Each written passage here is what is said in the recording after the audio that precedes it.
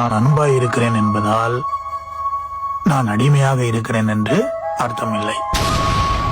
நான் மௌனமாய் இருக்கிறேன் என்பதால் இனி ஒருபோதும் வாயை திறக்கவே மாட்டேன் என்று அர்த்தமில்லை. நான் சிரித்துக் கொண்டே இருக்கிறேன் என்பதால் நான் எல்லாவற்றையும் சமாளித்துக் கொண்டிருக்கிறேன் என்று அர்த்தமில்லை.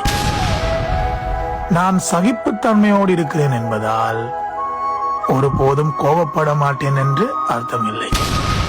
நான் விட்டு கொடுத்து கொண்டே இருக்கிறேன் என்பதால் நான் பின்வாங்கிக் கொண்டிருக்கிறேன் என்று அர்த்தமில்லை.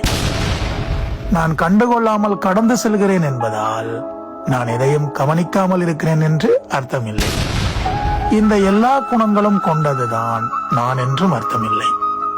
என்னை சுற்றி இருப்பவர்களும் என் சூழ்நிலையும் தான் என்னை இவ்வாறு வாழ்வதற்கு மாற்றி வைத்திருக்கிறது. நானும் பொறுத்து பொறுத்து போகிறேன். அதுவும் எவ்வளவு காலத்துக்கென்று எனக்கு தெரியாது. ஆனால் எப்போது வேண்டுமானாலும் எனக்கு தோன்றினால் நான் எப்படியும் மாறுவேன்.